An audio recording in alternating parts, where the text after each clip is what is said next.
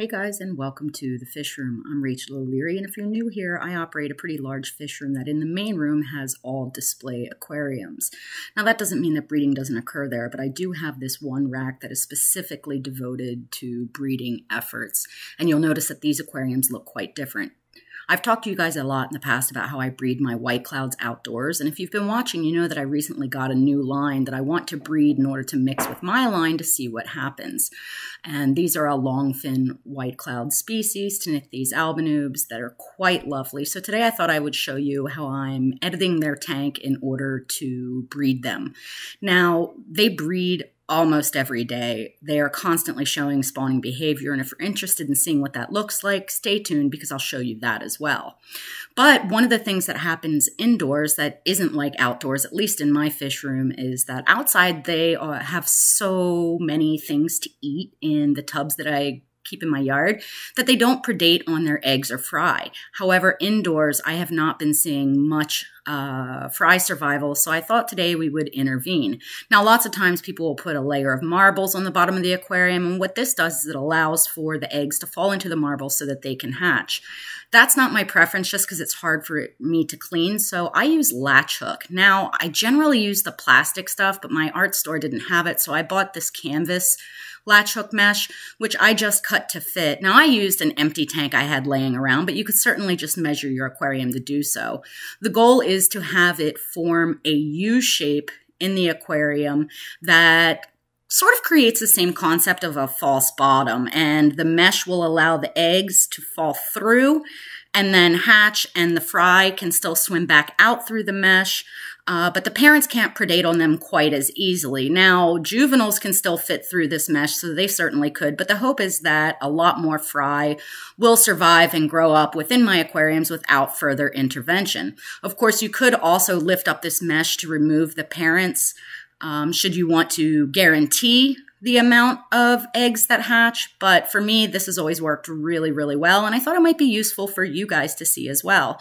So I cut it to fit, and then I go over to the aquarium, and I just pull out all the plants that are in the bulk of the aquarium.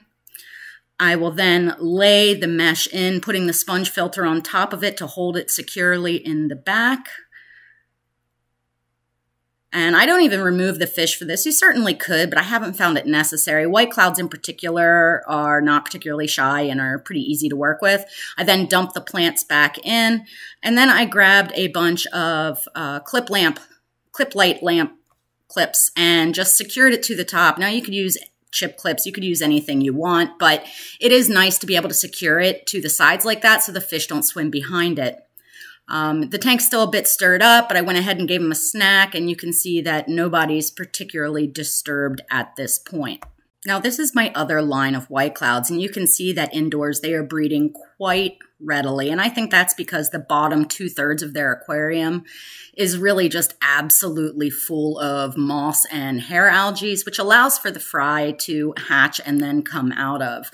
I did try and add a fair amount of plants to the other line of white clouds, but I'm just not having the same success, which is why I'm intervening in order to get more fry. Now, I sincerely doubt they'll eat the fry once they get, several days old, but they definitely eat their eggs. So I'm hoping that this mesh contraption will help, as it's helped me with egg scatterers a lot in the past. Now, you may be wondering how many and what gender to use to breed these fish. So first of all, sexing. You can tell the males because they're much more torpedo-shaped and they generally have a lot more color. And in this case, a lot longer finnage. And in fact, that female in the bottom left is absolutely rotund. And you can tell they're ready for breeding when the fish are well conditioned like this. Now, you could feed them live, frozen, or even dried foods to get them in the mood. I don't find white clouds to be particularly challenging in that way.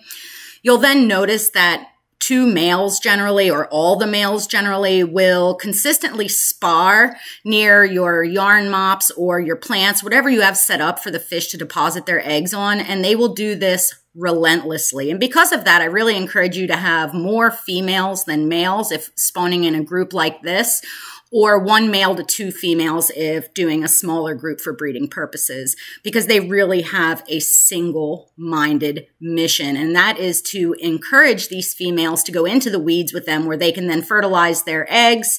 And as soon as that brief act is over, they are back to trying to enticing more females into the weeds. These guys spawn, in my experience, almost constantly, and it doesn't seem to matter necessarily what the light cycle is or anything. They have a single-minded mission to reproduce.